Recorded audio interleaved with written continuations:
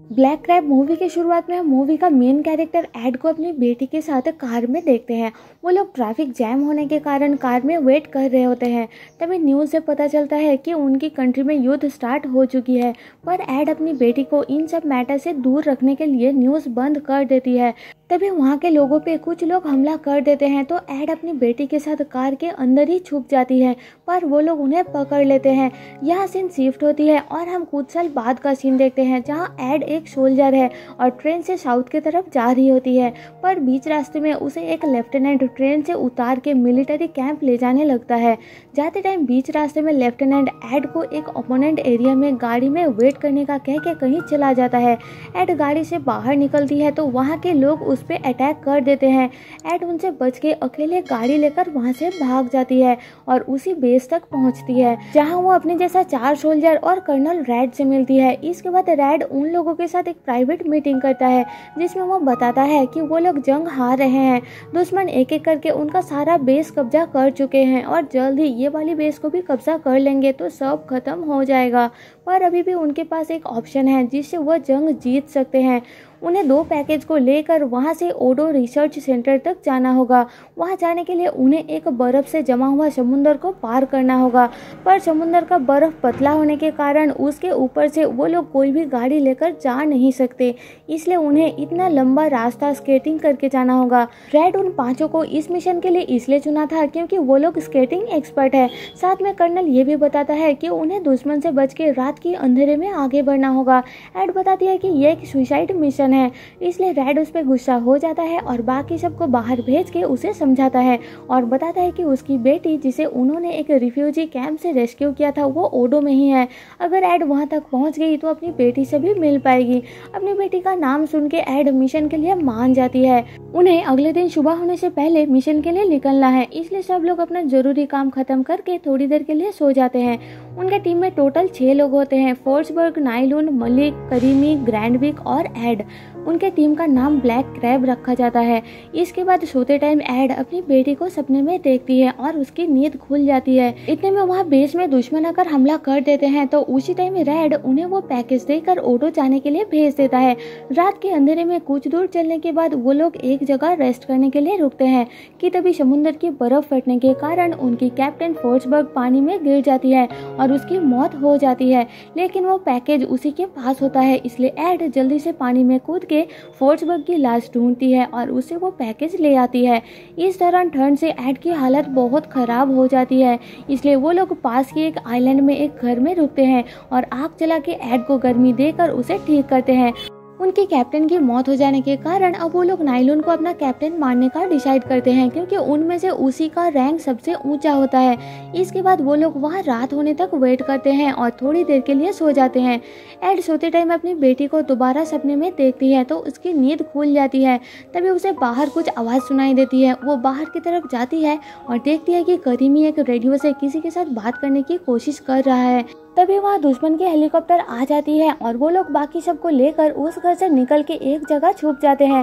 तभी दुश्मन बॉम्ब से वो घर उड़ा देते हैं। इधर एड और बाकी सबको लग रहा था कि करीमी किसी के साथ रेडियो से बात करने की कोशिश कर रहा था, तो हो सकता है कि वो दुश्मन के साथ मिला हुआ है, इसलिए उसे गन पॉइंट में लेकर पूछते हैं। तो करीमी बताता है कि वो यूनिट F-28 में कॉन्टेक्ट करने की कोशिश कर रहा था, क्योंकि उसकी गर्लफ्रेंड वहाँ काम करती है और उसे पता चला था कि वहाँ बॉम्ब गिरा है, तो वो बस पता लगाने की कोशिश कर रहा था कि उसकी गर्लफ्रेंड ठीक है कि नहीं।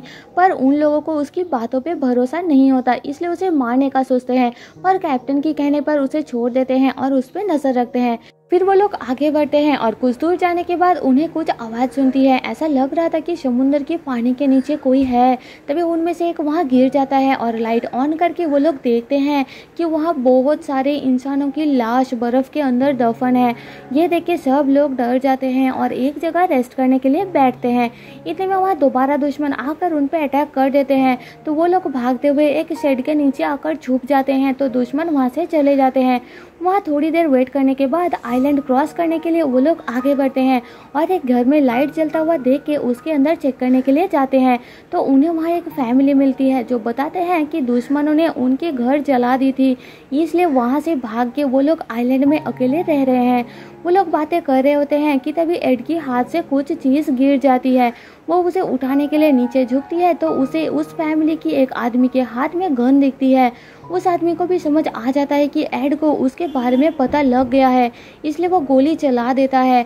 एड की टीम भी उन पे गोली चला के सबको मार डालते हैं। इस दौरान गोली लगने की वजह से करीमी की मौत हो जाती है और मलिक गोली से घायल हो जाता है।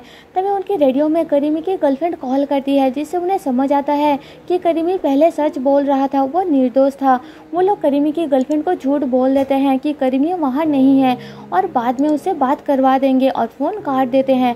वहाँ से पानी और खाने की सामान लेकर वो लोग आगे बढ़ते हैं और कुछ टाइम बाद बर्फ़ में जमा एक जहाज़ तक पहुँचते हैं और उसके अंदर जाकर मलिक की हालत ख़राब हो जाती है। उन्हें अगले दिन सुबह तक ओडो पहुंचना होगा, इसलिए वो लोग मलिक को वही एक सेफ जगह पर खाना पीना देकर छोड़ जाने का डिसाइड करते हैं। पर ग्रैंडविक मलिक को अकेला छोड़ के जाने के लिए राजी नहीं होता और वो बाकी सबके मना करने के बाद भी उस पैकेज को खोल लेता है, जिससे उन्हें पता लगता है कि उसके अंदर बायोलॉजिकल वेपन यानी एक टाइप का वायरस है। ये देख के सब लोग शॉक्ड होते हैं, क्योंकि वायरस से बस युद्ध नहीं बल्कि सब खत्म हो जाएगा। इसके बाद सब लोग जहाज को सिक्योर करने के लिए हर तरफ चेक करने लगते हैं। एड बाहर की तरफ जाती है तो अचानक उसे अंदर से गोली चलने की आवाज आती है। वो अंदर जाकर देखती है कि मलिक ने खुद को गोली मार ली है, क्योंकि मिशन में जाना नहीं चाहता था। अब एड के अलावा बाकी सब लोग मिशन के खिलाफ हो जाते हैं, इसलिए एड अकेले ही पैकेज को लेकर मिशन के लिए निकल पड़ती है। पर वहाँ का बर्फ और ज्यादा पतला होता है। एड उसी के ऊपर से आगे बढ़ती है, लेकिन एक जगह बर्फ टूटने लगती है तो वो वही लेट जाती है और वहाँ फंस जाती है। इतने में वहाँ बाकी बचे 2 लोग मिशन में जाने के लिए राजी हो जाते हैं और वहाँ आकर रस्सी फेंक के उसे बचा लेते हैं। फिर वो तीनों आगे बढ़ते हैं और कुछ दूर जाने के बाद ग्रैंडविक बर्फ में गिर जाता है और तभी उन पे दूर से दुश्मन अटैक कर देते हैं तो तीनों वही लेट जाते हैं। नायलॉन एड को वहां से भागने का ऑर्डर देता है और वो खुद ग्रैंडविक के साथ मिलकर उसे कवर देता है। एड भागती हुई उसी जगह तक पहुंचती है जहां से उन पे अटैक हो रहा था और देखती है कि वहां बस एक ही आदमी उन पे अटैक कर रहा था, जो ग्रैंडविक की गोली से अब मर चुका है। फिर वो तीनों वहां रेस्ट करने के लिए रुकते हैं। एड और ग्रैंडविक सो जाते हैं और नायलॉन पहरा देता है।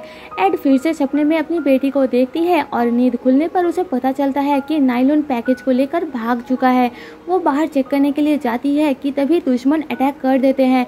वो ग्रैंडविक को जगाती है और वो दोनों मिलकर फाइट करके सबको मार डालते हैं। इस दौरान ग्रेनाइड फटने के कारण ग्रैंडविक मारा जाता है और एड गोली से घायल हो जाती है। एड उसी हालत में बंदूक उठा के आगे बढ़ती है और नायलॉन को ढूंढ के उसे पीछे से आवाज लगाती है रुकने के लिए, पर नायलॉन नहीं रुकता तो एड उसे गोली मार के घायल कर देती है और उसके पास जाकर पैकेज मांगती है। नायलॉन उसे समझाने की कोशिश करता है कि अगर वो वायरस फैल गया तो करोड़ों मासूम लोग मारे जाएंगे, दुनिया खत्म हो जाएगी, इसलिए वो वायरस को समुद्र में डिस्ट्रॉय करने का बताता है।